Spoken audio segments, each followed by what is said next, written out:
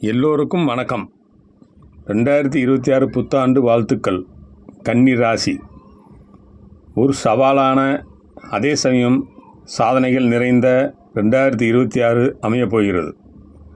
சனி பகவான் 7ஆம் இடம் மிதுனத்திலும், குரு பகவான் 10ஆம் இடம் கடகத்திலும், 6, 12ஆம் இடத்தில் ராகு கேது. நண்பர்களே, பொருளாதார நிலையில் மிகப்பெரிய உயர்வு இருக்கும்.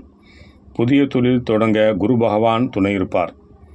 கன்னி என்றாலே எங்கும் எதிலும் வெற்றி ஸ்தானம். அமைதியாக இருந்து காரியம் சாதிப்பீர்கள்.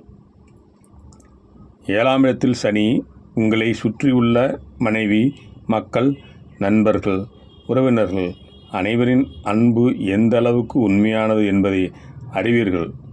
விட்டு கொடுத்து போவது உங்களின் வெற்றியாக அமையும். பிள்ளைகளின் முன்னேற்றம் வளர்ச்சியை தரும். முன்பு இருந்த குழப்பம் மனநிலை மாறி தீர்க்கமான முடிவெடுக்கும் மனோதிடம் அமையும். கமிஷன், ரியல் எஸ்டேட் தொடர்பான தொழில் சிறப்பாக இருக்கும். கட்டிட கலைஞர்களுக்கு நல்ல வாய்ப்பு, தனநிலை உயரும்.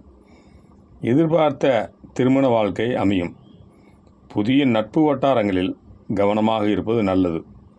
மகாவிஷ்ணுவை வழிபடுவது கல்வியிலும் தொழிலிலும் மேன்மையை தரும். நண்பர்களே, பச்சை நிற ஆடைகள், கைக்குட்டை பயன்படுத்துவது உங்கள் அறிவாற்றலை வளர்க்க உதவியாக இருக்கும்.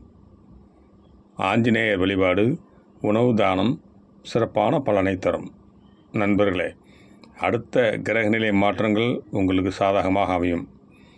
பெற்றோர்களின் ஆசி மிக முக்கியம். நண்பர்களே, உங்களின் உழைப்பை நம்பி வாழும் நீங்கள் எப்போதுமே சிறிது சரியினாலும் உடனே அதிலிருந்து மீண்டு வரும் ஞானம், அறிவின் உங்களுக்கு உண்டு.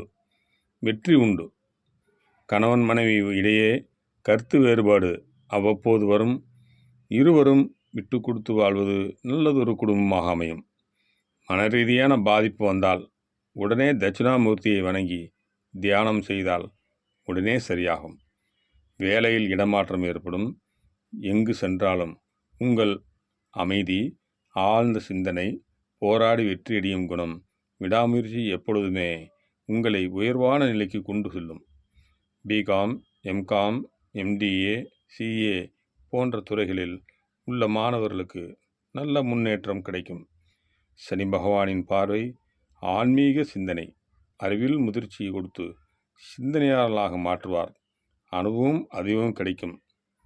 முக்கிய முடிவுகள் எடுக்க ஜோதிடரின் ஆலோசனை கேட்டு செயல்பட வேண்டும். நாளை நமதே, வெற்றியும் நமதே. நன்றி.